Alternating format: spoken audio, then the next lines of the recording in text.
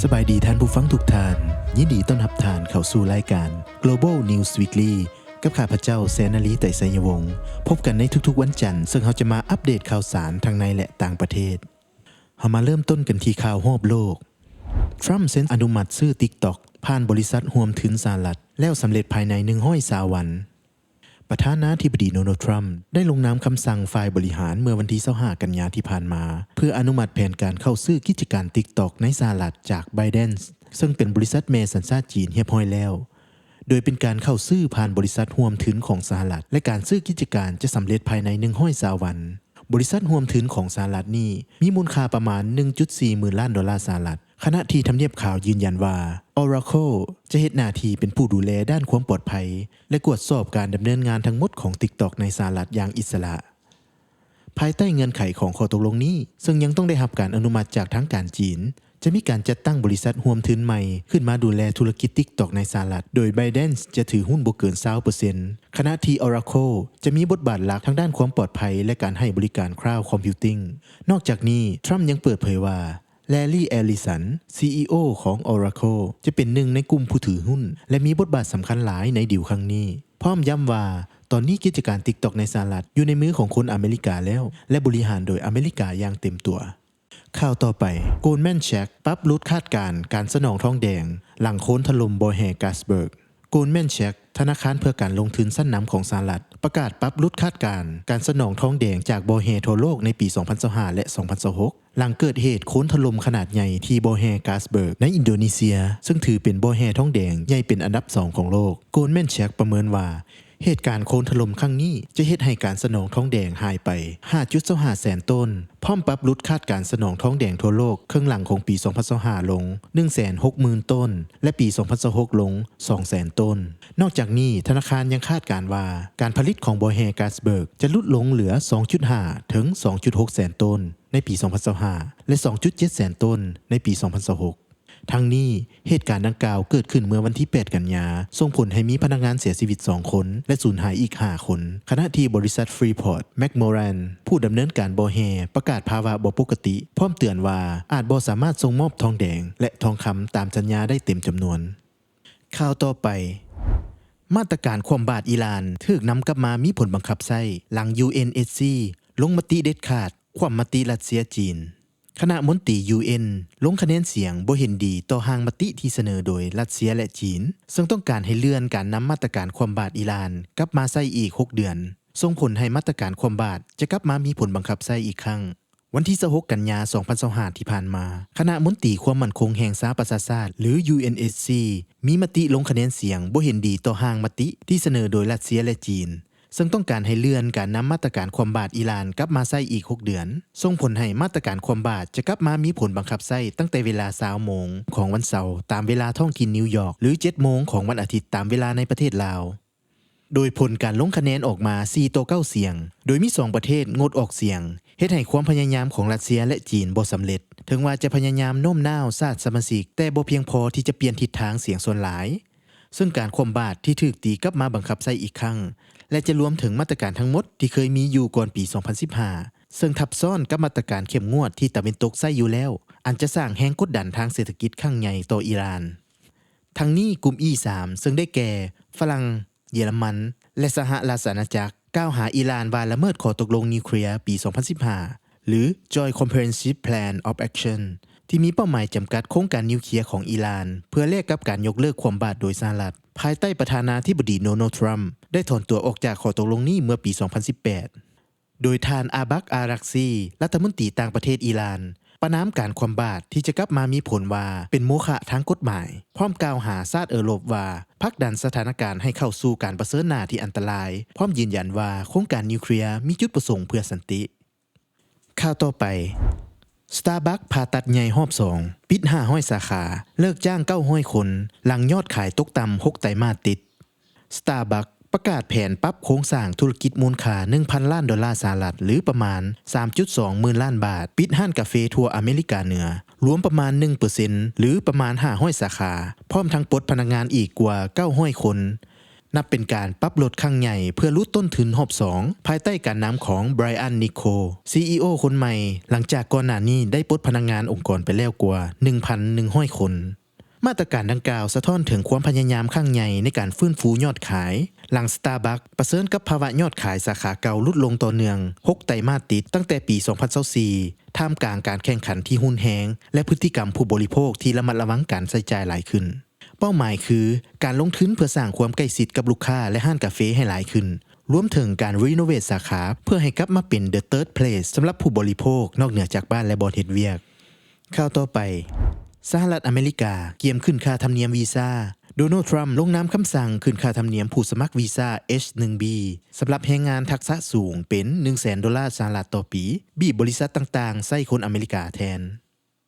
โดนัลด์ทรัมป์ประธานาธิบดีสหรัฐได้ลงนามคำสั่งฝ่ายบริหารเพิ่มการเก็บค่าธรรมเนียมรายปีสำหรับผู้สมัครเข้าร่วมโครงการวีซ่าแรงงานผู้มีทักษะสูงหรือ H1B เป็นเงินปีละ $100,000 สหรัฐคำสั่งนี้เริ่มมีผลบังคับใช้เมื่อวันที่21กันยายน 2025 ที่ผ่านมาโดยท่านฮาวเวิร์ด ลักนิกรัฐมนตรีว่าการกระทรวงการค้าของสหรัฐระบุว่าคำสั่งจะมีผลกับคำขอวีซ่าใหม่เท่านั้น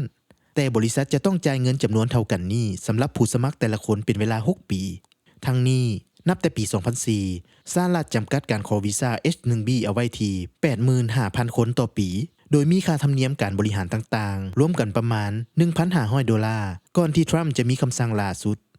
นอกจากนี้สหรัฐอเมริกายังเกี่ยมขึ้นค่าวีซ่า Integrity Fee สูงถึง $250 สหรัฐซึ่งจะเริ่มบังคับใช้ตั้งแต่วันที่ 1 ตุลาคม 2025 เป็นต้นไปมีผลให้ค่าใช้จ่ายในการขอวีซ่าสหรัฐทั้งวีซ่านักเรียนนักท่องเที่ยวหรือคนเฮ็ดเวียกจะถีบโตขึ้นสูงกว่า1 ทบเลยค่าธรรมเนียมใหม่นี้เป็นส่วนหนึ่งของนโยบายการกวดค้นเข้าเมืองที่เข้มงวดขึ้นและเพิ่มรายได้จากผู้เดินทางเข้าอเมริกาอย่างถูกกฎหมายซึ่งเป็นส่วนหนึ่งของกฎหมาย One Big Beautiful Bill Act โดยเงินค่าธรรมเนียมนี้สามารถขอคืนได้ภายใต้เงื่อนไขการปฏิบัติกฎหมายที่เข้มงวดสูงซึ่งเฮ็ดให้หลายฝ่ายกังวลต่อขบวนการขอเงินคืนอาจบ่จ่าแจ้งและสร้างความกังวลให้กับผู้สมัครได้โดยการเปลี่ยนแปลงครั้งนี้สร้างความกังวลหลายโดยเฉพาะในหมู่นักเรียนนักศึกษาและผู้ที่ต้องการไปเฮ็ดเวียกในสหรัฐเพราะภาระค่าใช้จ่ายที่เพิ่มขึ้นอย่างมหาศาลสำหรับชาวต่างชาติที่ยื่นขอวีซ่าชั่วคราวเช่นวีซ่าท่องเที่ยวธุรกิจ B1 B2 นักเรียนหรือวีซ่าเฮ็ดเวียกเมื่อรวมกับค่าวีซ่าเก่า$185ผู้ยื่นวีซ่าจะต้องจ่ายเงินรวม$435ต่อไปเป็นข่าวภายในอาซีรัสเซียอิหร่านลงนาม MOU สร้างโรงไฟฟ้านิวเคลียร์ขนาดน้อยในอิหร่านรัสเซียและอิหร่านลงนามได้บันทึกความเข้าใจว่าด้วยการก่อสร้างเตาปฏิกรณ์นิวเคลียร์แบบโมดูล่าขนาดน้อยหรือ SMR ในประเทศอิหร่าน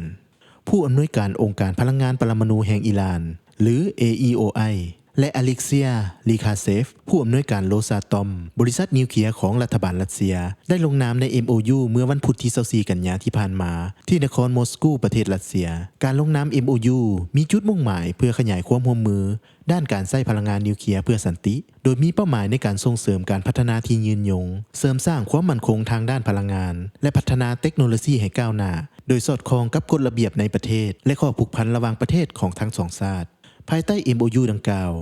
ทั้งสองฝ่ายจะเกี่ยมความพร้อมและลงนามในสัญญาว่าด้วยการออกแบบและก่อสร้างโรงไฟฟ้านิวเคลียร์แบบ SMR ในอนาคตข่าวต่อไปอินเดียโปรยคำหวานต้องการซื้อน้ำมันและก๊าซจากสหรัฐหลายขึ้นหวังปิดเดียวการค้าปียุส โกยลรัฐมนตรีว่าการกระทรวงการค้าของอินเดียเปิดเผยว่าอินเดียต้องการเพิ่มปริมาณการซื้อน้ำมันและก๊าซจากสหรัฐอเมริกา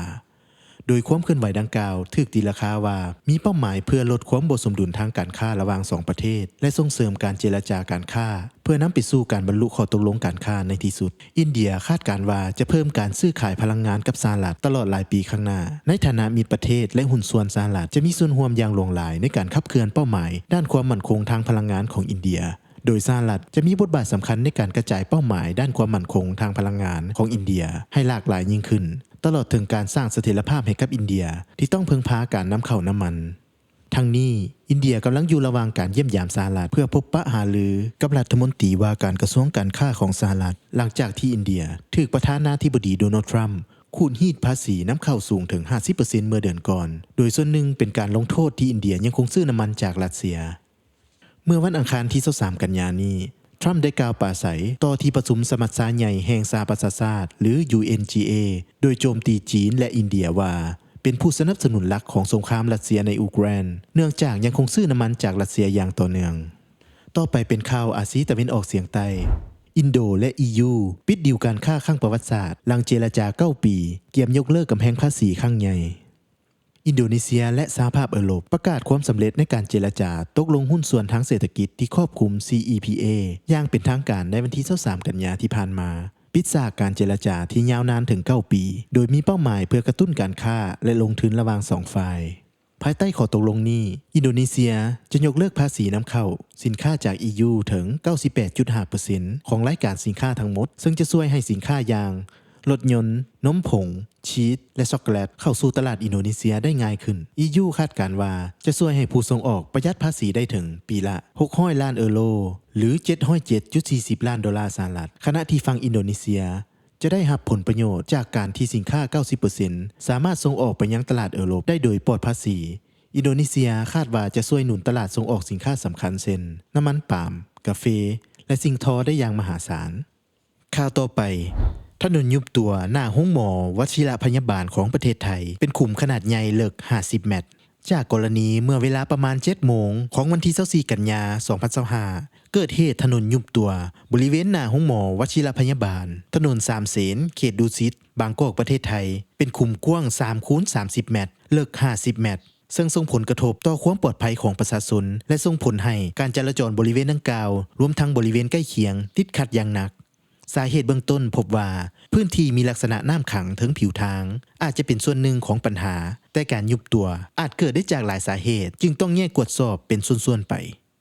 ความคืบหน้าล่าสุดเลขาธิการคณะกรรมการสำนักงานคณะกรรมการสกัดกั้นและต้านการโซลาร์บังหลวงภาครัฐของไทยได้ลงพื้นที่เข้าตรวจสอบเบิงสภาพตัวจริงและอยู่ระหว่างตรวจสอบและดำเนินการแก้ไขเบื้องต้นเพื่อบรรเทาความเดือดร้อนของประชาชนสำหรับการดำเนินระยะสั้นขณะนี้หน่วยงานของบางกอกได้ปิดการจราจรในบางช่องทางและเล็งแก้ไขลดผลกระทบต่อประชาชนเป็นสำคัญส่วนการสืบสวนล่วงลึกเกี่ยวกับสาเหตุของการยุบตัวและความโปร่งใสของการดำเนินโครงการจะเป็นหน้าที่ของสำนักงานคณะกรรมการสกัดกั้นและต้านการโซลาร์บังหลวงภาครัฐหากพบข้อบกพร่องจะดำเนินคดีตามอำนาจหน้าที่โดยบ่ละเว้นข่าวต่อไปเวียดนามกวักมือเอิ้นรัฐบาลผ่อนคลายกฎหมายเปิดทางถือ2 สัญชาติดึงเวียดเกี่ยวทักษะสูงกลับมาปั้นชาติสู่ประเทศรายได้สูง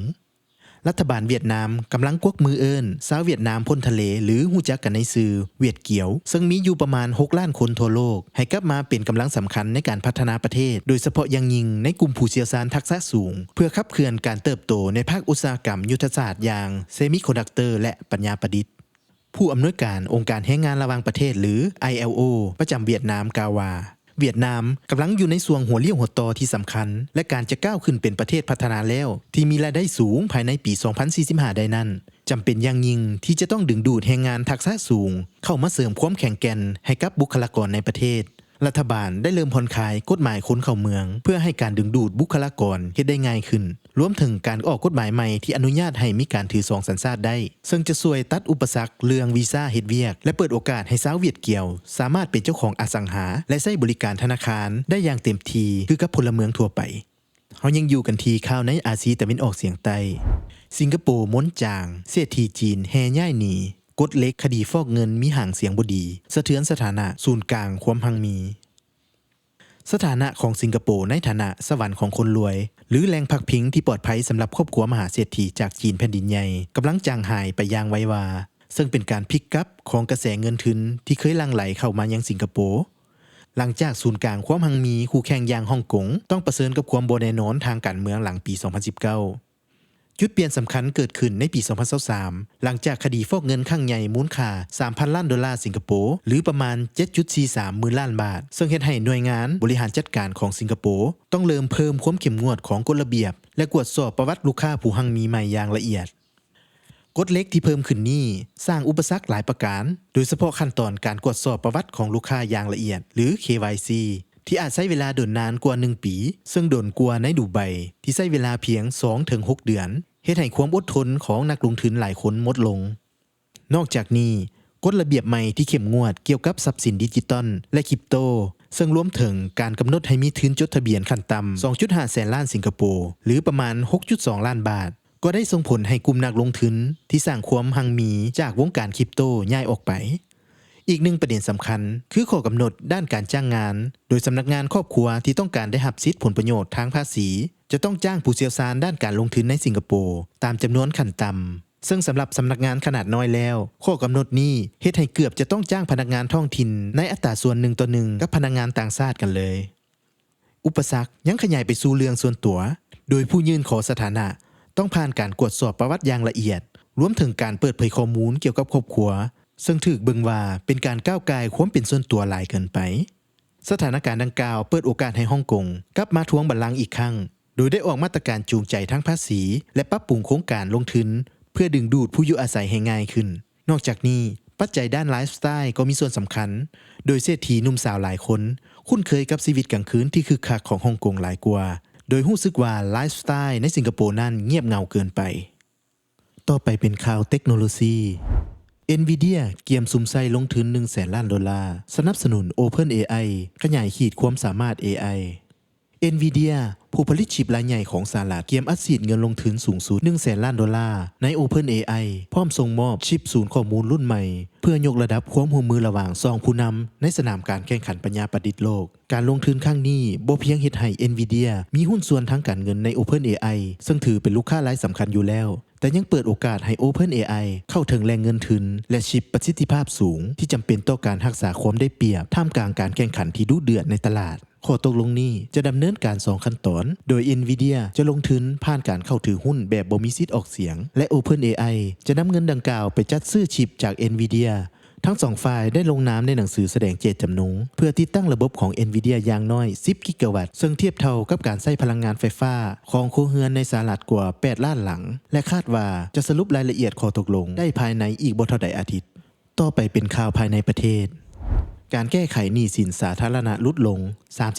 33.03% จาก 309.77 ตื้อกีบยังเหลือ 204.63 ตื้อกีบสหายอาจสะพังทอง 4,000 ดอนกรรมการศูนย์กลางพรรคห้องเลขาคณะพรรคนครหลวงเวียงจันทน์ได้ผ่านบทรายงานการจัดตั้งปฏิบัติแผนพัฒนาเศรษฐกิจสังคม5ปีครั้งที่9 2021ถึง2025และทิศทางแผนการ5ปีครั้งที่10 2026ถึง2030ของนครหลวงเวียงจันทน์ต่อกองประชุมใหญ่คณะผู้แทนองค์คณะพรรคนครหลวงเวียงจันทน์ครั้งที่8ในวันที่25กันยายน2025ว่าการแก้ไขหนี้สินพวกเขาได้สุ่มใส่แก้ไขหนี้สินโดยนำใส่หลายแหล่งทุนเป็นต้นจากงบประมาณปกติจากเงินเกินแผนการเสนออวยหนี้การเสนอออกพันธบัตรซึ่งเฮ็ดให้สามารถแก้ไขหนี้สินโครงการลงทุนของรัฐแต่ปี 2015 คืนหลังลดลงจาก 78 โครงการมูลค่า 382.07 ตื้อกีบมาเป็น 44 โครงการรวมมูลค่าข้างสำระตามหน้าเวียกสำเร็จ 307.92 ตื้อกีบแก้ไขหนี้สินสาธารณะลดลง 33.03% จาก 309.77 ตื้อกีบยังเหลือ 204.63 ตื้อกีบต่อไปเป็นแจ้งการฮื้อถอนสถานีและม่างขอบทางแบ่งเลน BRT ซึ่งประกอบมีดังนี้ฮื้อถอนสถานีที่ตั้งอยู่กลางทาง2สถานีตามถนนเศรษฐาธิราชแต่เขตวัดองค์ตื้อลงมหาหอคำจนทอดแล้วเส้นทางหน้าสถานทูตฝรั่งและให้คนขั้วสถานีใหม่เปลี่ยนแทนอยู่แคมทางตามความเหมาะสมฮื้อถอนคู่กันขอบทางรถเมล์หรือเคิร์บแบ่งเลนเฉพาะของ BRT ที่ก่อสร้างแล้วอยู่เส้นทางแต่ไฟแดงถนนไก่สอนพรหมวิหารหาเส้นทาง450 ปีเข้าหาวิทยาลัยแห่งชาติดงโดกและหันมาเป็นการแต้มเส้นจราจรเปลี่ยนแทนรวมทั้งบรรดาเส้นทางที่กำลังก่อสร้างเติมต่อไปเป็นอัตราแลกเปลี่ยนสรุปอัตราแลกเปลี่ยนเงินตราต่างประเทศเทียบเงินกีบล่าสุด$1สหรัฐอัตราซื้ออยู่ที่ 21,508 กีบอัตราขายอยู่ที่21,773 กีบ1ยูโรอัตราซื้ออยู่ที่25,026 กีบอัตราขายอยู่ที่25,523 กีบ1บาทอัตราซื้ออยู่ที่669.98 กีบอัตราขายอยู่ที่678.22 กีบ1หยวนอัตราซื้ออยู่ที่3,004 กีบอัตราขายอยู่ที่3,061 กีบ1เยนอัตราซื้ออยู่ที่145.18 กีบอัตราขายอยู่ที่148.02 กีบต่อไปเป็นราคาทองคำราคาคำโลกปรับตัวลดลงโดยได้รับแรงกดดันจากการแข่งข้าของดอลลาร์ภายหลังกระทรวงการค้าสหรัฐรายงานยอดขายบ้านใหม่เพิ่มขึ้นสูงสุดในรอบ3 ปี และสูงกว่าที่นักวิเคราะห์คาดการณ์นอกจากนี้ยังอาจไปกระตุ้นคาดการณ์ว่าเฟดอาจจะบ่ยิบห้อนในการลดดอกเบี้ยซึ่งสอดคล้องกับท่าทีของประธานเฟดที่แสดงความเห็นในทิศทางระมัดระวังในการปรับดอกเบี้ยในอนาคตจากปัจจัยดังกล่าวเฮ็ดให้หนุนดอลลาร์และกดดันราคาคำอย่างใดก็ตามปัญหาทางด้านสงครามระหว่างรัสเซียยูเครนยังคงเดินหน้าสู่รบกันซึ่งซวยสู้คำในฐานะทรัพย์สินปลอดภัยเอาไว้ทางด้านกองทุน SPDR ขายคำออก 3.72 ต้นราคาสปอร์ตคำแทงมีแนวต้านอยู่ที่ 3,750 3,780 และ 3,800 มีแนวหับอยู่ที่ 3,720 3,700 และ 3,690 ต่อไปเป็นราคาน้ำมันปรับตัวขึ้นอย่างแข็งแกร่งในอาทิตย์ที่ผ่านมาโดยได้รับแรงหนุนจากการลดลงของสต็อกน้ำมันดิบสหรัฐหลายกว่าที่คาดการเอาไว้รวมถึงการโจมตีโครงสร้างพื้นฐานปิโตรเคมีของรัสเซียเพิ่มเติม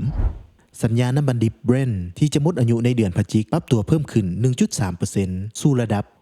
68.51 ดอลลาร์ต่อบาร์เรลขณะที่สัญญาน้ำมันดิบ WTI เพิ่มขึ้น 1.4% สู่ระดับ 64.27 ดอลลาร์ต่อบาร์เรลต่อไปเป็นราคาบิตคอยน์สภาพระยะท้ายเดือนกันยายน2025แนวโน้มราคาล่าสุดวันที่25กันยายน2025ราคาปัจจุบัน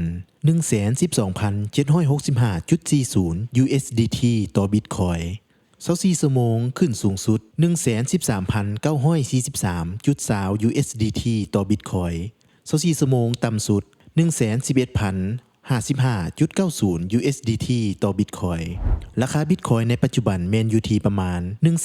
112,406 ดอลลาร์สหรัฐซึ่งเพิ่มขึ้นเล็กน้อยประมาณ 0.495% จากมือก่อนหน้าปัจจัยสำคัญและการเคลื่อนไหวล่าสุดถ้าเอียงในระยะสั้นราคายังบ่สามารถทะลุผ่านแนวต้านหรือแนวรับสำคัญได้อย่างชัดเจนราคาเคลื่อนไหวอยู่ในขอบประมาณ 111,000 ดอลลาร์ถึง 114,000 ดอลลาร์เป็นเขตที่ตลาดได้ทดสอบความต้องการซื้อและขายซ้ำๆหลายครั้งนักลงทุนเบิ่งคือว่ามีการรอท่าสัญญาณสำคัญจากปัจจัยมหาภาคเช่นอัตราดอกเบี้ยของสหรัฐข่าวเศรษฐกิจและแรงซื้อจากสถาบันการเงิน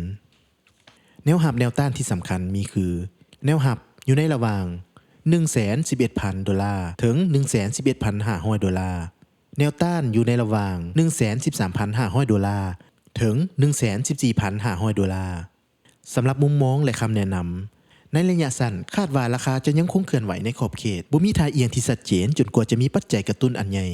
กรณีขึ้นถ้ามีแรงซื้ออย่างชัดเจนที่แนวรับประมาณ 111,000 ดอลลาร์และสามารถผ่านแนวต้านประมาณ 114,000 ดอลลาร์ได้อาจจะได้เห็นแรงสุกยู่ขึ้นไปทดสอบประมาณ 116,000 ดอลลาร์กรณีลงถ้าแรงขายกดดันเฮ็ดให้แนวรับแตกราคามีโอกาสที่จะปรับตัวลงเลิกอีกอาจจะลงไปทดสอบประมาณ 108,000 ดอลลาร์ถึง 110,000 ดอลลาร์ต่อไปเป็นข่าวกีฬาสรุปตารางคะแนนยูฟ่ายูโรปาลีกฤดูกาล 2025-2026 ประจำวันที่ 26 กันยายน 2025การแข่งขันบานเตะยูฟ่ายูโรปาลีกฤดูกาล 2025-2026 เปลี่ยนรูปแบบการแข่งขันเป็นครั้งทำอิฐโดยจะบ่มีการแบ่งกลุ่มแต่จะใช้ระบบการแข่งขันแบบกึ่งลีกแทนทุกทีมจะแข่งทีมละ8นัดตามกลุ่มที่ถูกแบ่งแต่จะคิดคะแนนในตารางรวมโดยหลังการแข่งขันกันไปครบทุกคู่ในนัดทำอิฐปรากฏว่าพานาธิไนโกสสโมสรจากเกรกกลายเป็นม้ามืดโดดยึดจ่าฝูงหลังจากที่เป็นฝ่ายบุกเอาชนะยังบอยได้ถึงทิน 4-1 ขณะที่บรรดาทีมใหญ่อย่างโรม่าลีกสตุตการ์ดลียงปอร์โตและอัสตันวิลล่าต่างก็ประเดิมสนามเก็บ3แต้มได้เช่นกันแต่ประตูได้เสียยังเป็นรองและทั้งหมดนี้คือเนื้อหาข้อมูลข่าวสารที่เฮาเอามานำเสนอและพบกันใหม่ในทุกเช้าของวันจันทร์สำหรับมื้อนี้ข้าพเจ้าแซนาลีแต่สัญญวงศ์ขอลาท่านผู้ฟังไปก่อนสบายดี